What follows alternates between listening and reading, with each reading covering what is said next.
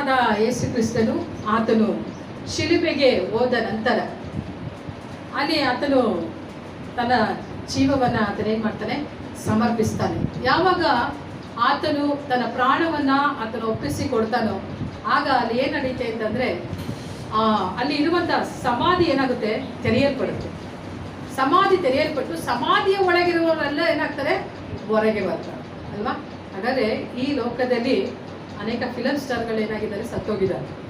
ಅಂದರೆ ಈಗ ಹೇಳ್ಬೇಕಂತಂದರೆ ಡಾಕ್ಟರ್ ರಾಜ್ಕುಮಾರ್ ಸತ್ತೋದಾಗ, ತಮಿಳುನಾಡಲ್ಲಿ MGR ಸತ್ತೋದಾಗ, ಪುನೀತ್ ರಾಜ್ಕುಮಾರ್ ಸತ್ತೋದಾಗ, ಇನ್ನೂ ಕೆಲವರು ಇದ್ದಾರೆ, ನನಗೆ ಅಷ್ಟು ಹೀರೋಗಳು ಗೊತ್ತಿಲ್ಲ. ಅವರೆಲ್ಲ ಸತ್ತೋದಾಗ ತುಂಬ ಜನ ಏನಂತಂದರೆ ಅಭಿಮಾನದಿಂದ ಪ್ರಾಣವನ್ನು ಕಳ್ಕೊಂಡ್ಬಿಟ್ಟು, ತುಂಬ ಜನ ಏನಂತಂದರೆ ತಮ್ಮ ಅಂದರೆ ಅವ್ರು ಸತ್ತೋದ್ರು ಅನ್ನೋಕ್ಕೋಸ್ಕರ ಹೃದಯ ಆಘಾತ ಆಗ್ಬಿಟ್ಟು ಅವ್ರೇನೋ ಹಾರ್ಟ್ ಅಟ್ಯಾಕ್ ಆಗಿ ಸತ್ತೋದರು ಇದ್ದಾರೆ. ಆದರೆ ನಮ್ಮ ಕರ್ತನಾದ ಯೇಸು ಕ್ರಿಸ್ತನು ರಿಯಲ್ ಹೀರೋ. ಆತನು ಸಾಯುವಾಗ ಯಾರು ಸಾಯಲಿಲ್ಲ. ಆತನು ಸಾಯುವಾಗ ಎಲ್ಲರೂ ಪುನರುತ್ಥಾನ ಹೊಂದಿ ಜೀವದಿಂದ ಬಂದು ಗ್ರಾಮಗಳಲ್ಲಿ ಅವರು ಕಾಣಿಸಿಕೊಂಡ್ರಂತೆ, ಕರಗಳನ್ನ ಧರಿಸಿ. ಹಲ್ಲೆಲೂಯಾ. ಅದೇ ಸ್ಪೆಷಲ್. ಎಲ್ಲರೂ ಸಾಯೋದು ಬೇರೆ, ನಮ್ಮ ಯೇಸು ಸ್ವಾಮಿ ಸತ್ತದ್ದು ಬೇರೆ. ಎಲ್ಲರೂ ಸಾಯುವಾಗ ಅವ್ರ ಜೊತೆಲಿ ತನ್ನ ಅಭಿಮಾನಿಗಳನ್ನ ಕರ್ಕೊಂಡು ಹೋಗ್ತಾರೆ. ಆದರೆ ಯೇಸು ಸಾಯುವಾಗ ತನ್ನ ಅಭಿಮಾನಿಗಳನ್ನ ಎಬ್ಬಿಸಿದ್ದಾರೆ. ಆಮೇಲೆ ಹಲ್ಲೆಲೂಯಾ. ಭೂಗರ್ಭದಲ್ಲಿ ಇರುವಂಥವ್ರನ್ನ ಸಹ ಆತನು ಎಬ್ಬಿಸಿದನು ಎಂಬುದಾಗಿ ನೋಡ್ತೇವೆ. ಆಮೇಲೆ ಹಾಗಾದರೆ ಆತನು ಸತ್ತು ಉಣಲ್ಪಟ್ಟು ಶನಿವಾರ ಆತನು ಎಲ್ಲಿದ್ದಾನೆ, ಭೂಗರ್ಭದಲ್ಲಿ ಇದ್ದಾನೆ. ಭೂಗರ್ಭದಲ್ಲಿ ಇದ್ದು ಆತನು ಸಕಲ ಆತ್ಮೀಯ ವರಗಳನ್ನು ಆತನು ಹೊಂದಿದವನಾಗಿಯೂ ಮತ್ತೆ ಪುನರುತ್ಥಾನದ ಶಕ್ತಿಯೊಡನೆಯೂ ಆತನ ಹೊರಗೆ ಬರಬೇಕೆಂಬುದಾಗಿ ಶನಿವಾರ ಎಲ್ಲ ಪರಲೋಕ ಕೆಲಸ ಮಾಡ್ತವೆ. ಹಲ್ಲೆಲೂಯಾ. ಭೂಗರ್ಭದಲ್ಲಿ ಇದ್ದಂಥ ಯೇಸುವನ್ನ ವಿಶೇಷವಾದಂಥ ಅಭಿಷೇಕವನ್ನು ಕೊಟ್ಟು ಆತನನ್ನು ಎಬ್ಬಿಸಲಿಕ್ಕೋಸ್ಕರವಾಗಿ ಪರಲೋಕ ಏನೆಲ್ಲ ವರ್ಕ್ ಮಾಡಬೇಕಾಗಿದೆಯೋ ಅದನ್ನು ಮಾಡಿ ಮುಗಿಸುತ್ತೆ ಎಂಬುದಾಗಿ ಹೋಗ್ತಾರೆ. ಹಲ್ಲೆಲೂಯಾ. ಇವತ್ತು ಕರ್ತನಾದ ಯೇಸು ಕ್ರಿಸ್ತನು ಪುನರುತ್ಥಾನ ಹೊಂದಿ ಆತನು ನಮ್ಮ ಮಧ್ಯದಲ್ಲಿ ಜೀವಿಸ್ತಾ ಇದ್ದಾನೆ. ಆಮೇಲೆ ಅದಕ್ಕೆ ನಾವು ಈ ತಾನೇ ಆಡೋದಲ್ವಾ, ಆತನು ಜೀವದಿಂದ ಏನಾಗಿದ್ದಾನೆ, ಎದ್ದಿದ್ದಾನೆ. ಆಮೇಲೆ ಅದಕ್ಕೆ ಕಂಡುಕೊಂಡೆ ಒಂದು ನಿಧಿಯ, ಪಡೆದುಕೊಂಡೆ ಒಂದು ಬೊಕ್ಕಸ. ಯಾಕಂದ್ರೆ ಯೇಸು ಏನಾಗಿದ್ದಾನೆ ಅಂತಂದ್ರೆ ಜೀವದಿಂದ ಆತನು ಎದ್ದಿದ್ದಾನೆ. ಇದೊಂದು ಸಾರಿ ಹಾಡನ್ನ ಹಾಡಿ ನಾವು ಮುಂದಕ್ಕೆ ವಾಕ್ಯಕ್ಕೆ ಹೋಗೋಣ. ಕಂಡುಕೊಂಡೆ ಒಂದು ನಿಧಿಯ, ಪಡೆದುಕೊಂಡೆ ಒಂದು ಬೊಕ್ಕಸ.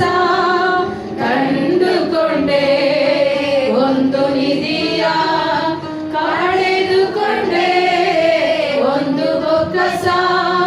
ಯೇಸುವೇ ರಕ್ಷಕ, ಯೇಸುವೇ ರಾಜ, ಯೇಸುವೇ ರಕ್ಷಕ, ಯೇಸುವೇ ರಾಜ. ಸರ್ವಶಕ್ತನು ನನ್ನ ಸ್ವಂತನಾದನು, ಸಾವಗೆದ್ದನು ನನ್ನ ಜೀವವಾದನು. ಸರ್ವಶಕ್ತನು ನನ್ನ ಸ್ವಂತನಾದನು, ಸಾವಗೆದ್ದನು ನನ್ನ ಜೀವವಾದನು. ಹಲ್ಲೆಲೂಯಾ. ಸರಿ, ನಿಂತ್ಕೊಳ್ಳೋಣ ಆಸಕ್ತಿಯಿಂದ. ನನ್ನ ಜೀವ ಆದ್ರು, ನನ್ನ ಸ್ವಂತ ಆದ್ರು, ನನ್ನ ಸ್ವಂತ ಆದ್ರು. ಹೆಂಗೆ ಹೇಳ್ತೀರಾ ಅದನ್ನ? ಗಂಭೀರವಾಗಿ ಹೇಳ್ತೀರಾ? ಅದನ್ನ ಎಕ್ಸ್ಪ್ರೆಷನ್ ಏನ್ ಮಾಡ್ಬೇಕು, ನಿಮ್ಮ ಮುಖದಲ್ಲಿ ತೋರಿಸ್ಬೇಕು. ಆಯ್ತಾ? ಓಕೆನಾ? ಸರ್ವಶಕ್ತನು ನನ್ನ ಸ್ವಂತನಾದನು, ಸಾವಗೆದ್ದನು ನನ್ನ ಜೀವವಾದನು. ಇದು ಅತಿಶಯತಾನೆ, ಓ ಇದು ಸತ್ಯವು ತಾನೆ. ಇದು ಅತಿಶಯತಾನೆ, ಓ ಇದು ಸತ್ಯವು ತಾನೆ. ಸರ್ವಶಕ್ತನು ನನ್ನ ಸ್ವಂತನಾದನು, ಸಾವಗೆದ್ದನು ನನ್ನ ಜೀವವಾದನು. ಸರ್ವಶಕ್ತನು ನನ್ನ ಸ್ವಂತನಾದನು, ಸಾವಗೆದ್ದನು ನನ್ನ ಜೀವವಾದನು. ಹಲ್ಲೆಲೂಯಾ. ಹಲ್ಲೆಲೂಯಾ. ಸರ್ವಶಕ್ತನು ನಮ್ಮ ಸ್ವಂತನಾಗಿದ್ದಾನೆ. ಆಮೇಲೆ ಸಾವಗೆದ್ದಾತನು ಆತನು ನನಗೆ ಜೀವವಾಗಿದ್ದಾನೆ. ಹಳೆ ಒಡಂಬಡಿಕೆ ಕಾಲದಲ್ಲಿ ನಾವು ನೋಡ್ತೇವೆ, ತಂದೆ ನಾನು ನಿಮಗೆ ದೇವರಾಗಿರ್ತೇನೆ, ನೀವು ಪ್ರಜೆಗಳು ಅಂತ ಹೇಳುದು. ಅಂದ್ರೆ ಪ್ರಜೆಗಳು ಅಂತಂದ್ರೆ ಈಗ ಮೋದಿಗೆ ನಾವೆಲ್ಲ ಏನಾಗಿದ್ದೀವಿ, ಪ್ರಜೆಗಳು. ಅವ್ರಿಗೆ ನಾವು ಸ್ವಂತ ಅಲ್ಲ. ಆದ್ರೆ ಹೊಸ ಒಡಂಬಡಿಕೆಗೆ ಬರುವಾಗ ನಾವು ಪ್ರಜೆಗಳಲ್ಲ, ನಾವು ಮಕ್ಕಳಾಗಿದ್ದೇವೆ, ನಾವು ಆತನಿಗೆ ಸ್ವಂತವಾಗಿದ್ದೇವೆ. ಆಮೇಲೆ ಇವಾಗ ನೀವು ಮೋದಿ ಮಕ್ಕಳಾಗ್ಬಿಟ್ರಿ, ಹಂಗಂದಾಗ ನಿಮ್ಗೆ ಎಷ್ಟು ಸಂತೋಷ ಆಗುತ್ತೆ. ಆ ಒಂದು ಸಂತೋಷದಲ್ಲಿ ಹಾಡಿ ನೋಡೋಣ. ಹಂಗಲ್ಲ, ಮೋದಿನ ಇಟ್ಕೊಂಡಲ್ಲ, ಯೇಸುನ ಇಟ್ಕೊಂಡಕ್ಕೆ.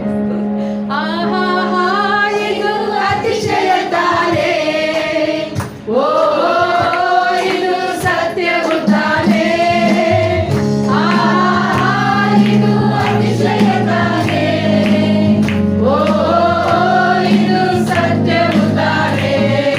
ಸರ್ವಶಕ್ತನು ಸ್ವಂತನಾದನು, ಸಾವಚೇತನು ಜೀವವಾದನು, ಸರ್ವಶಕ್ತನು ಸ್ವಂತನಾದನು, ಸಾವಚೇತನು ಜೀವವಾದನು.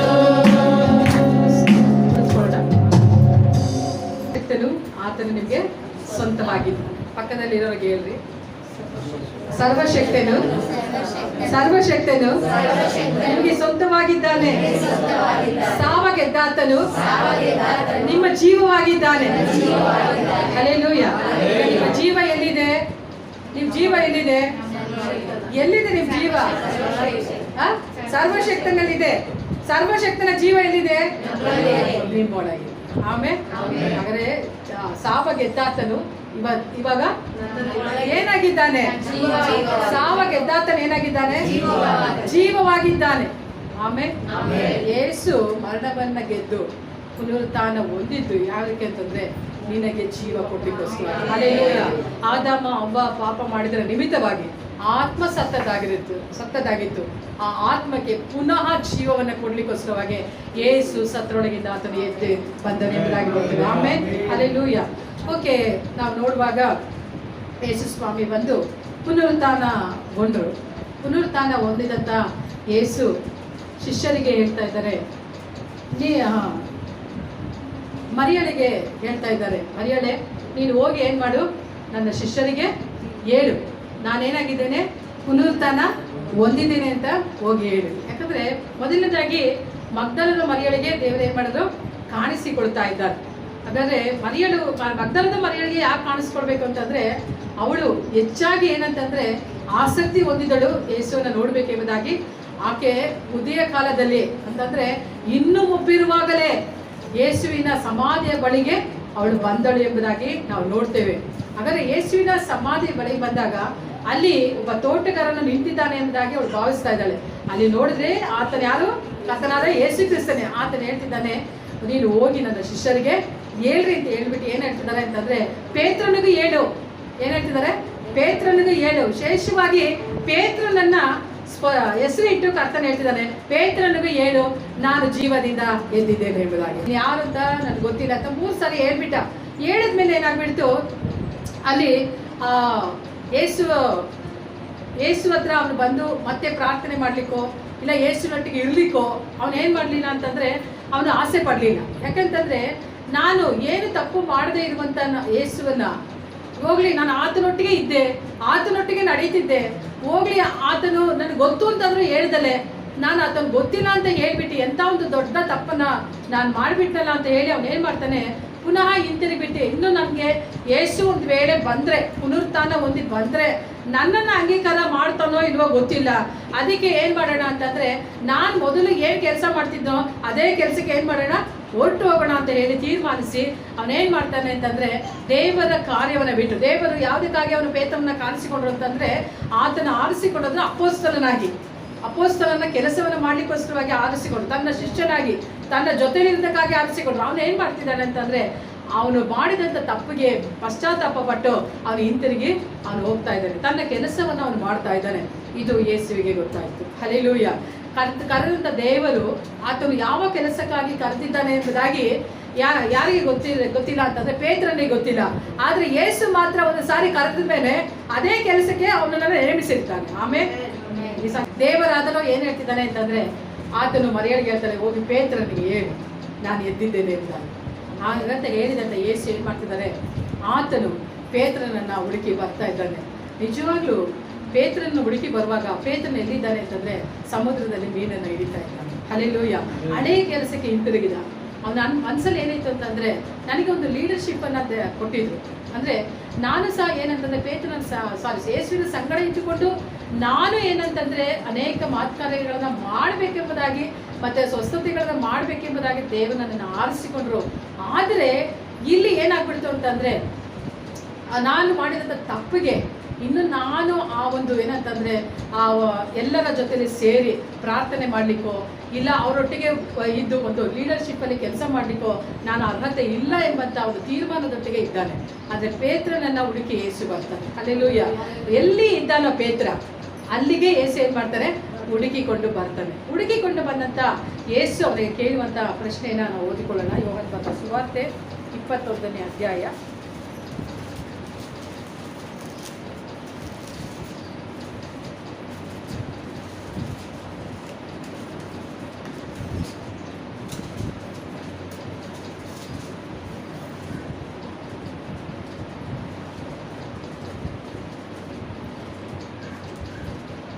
21ನೇ ಅಧ್ಯಾಯದಲ್ಲಿ ನಾವು ನೋಡ್ತೇವೆ 15ನೇ ವಚನದಲ್ಲಿ, ಅವರು ಊಟ ಮಾಡಿದ ಮೇಲೆ ಯೇಸು ಸೀಮೋನ ಪೇತ್ರನನ್ನ, ಯೋಹಾನನ ಮಗನಾದ ಸೀಮೋನನೇ, ನೀನು ಇವರಿಗಿಂತ ಹೆಚ್ಚಾಗಿ ನನ್ನ ಮೇಲೆ ಪ್ರೀತಿ ಇಟ್ಟಿದೆಯೋ ಎಂದು ಕೇಳಲು ಅವನು, ಹೌದು ಸ್ವಾಮಿ, ನಿನ್ನ ಮೇಲೆ ಮಮತೆ ಇಟ್ಟಿದ್ದೇನೆ ಎಂಬುದನ್ನು ನೀನೇ ಬಲ್ಲೆ ಎಂಬುದಾಗಿ ಹೇಳ್ತಾ ಇದ್ದಾನೆ. ಹಲ್ಲೆಲೂಯಾ. ಈಗ ಕರ್ತನಾದ ಯೇಸು ಕ್ರಿಸ್ತನು ಪೇತ್ರನನ್ನು ಹುಡುಕಿ ಬಂದಿದ್ದಾನೆ. ಬಂದ ಮೇಲೆ ಆತನು ಕೇಳ್ತಿರುವಂಥ ಪ್ರಶ್ನೆ ಏನಂತಂದ್ರೆ, ನೀನು ನನ್ನ ಮೇಲೆ ಮಮತೆಯನ್ನ ಇಟ್ಟಿದೀಯ, ನೀನು ನನ್ನ ಮೇಲೆ ಪ್ರೀತಿಯನ್ನ ಇಟ್ಟಿದೀಯಾ ಅಂತ ಕೇಳ್ತಾ ಇದ್ದಾನೆ. ಹಾಗಾದ್ರೆ ಇಲ್ಲಿ ಯೇಸು ಹೇಳ್ತಿದ್ದಾರೆ, ನೀನು ನನ್ನ ಮೇಲೆ ಪ್ರೀತಿ ಇಟ್ಟಿದ್ಯಾ. ಪೇತ್ರನ ಆನ್ಸರ್ ಏನ್ ಮಾಡ್ತಿದ್ದಾನೆ, ಮಮತೆನೇ ಇಟ್ಟಿದ್ದೇನೆ ಅಂತ ಹೇಳ್ತಾನೆ ಅಲ್ವಾ. ಪ್ರೀತಿಗೂ ಮಮತೆಗೂ ಬಹಳ ವ್ಯತ್ಯಾಸ ಇದೆ. ಇಲ್ಲಿ ಯೇಸು ಕೇಳ್ತಾ ಇದ್ದಾನೆ, ನೀನು ನನ್ನನ್ನು ಪ್ರೀತಿ ಮಾಡ್ತೀಯಾ ಅಂದ.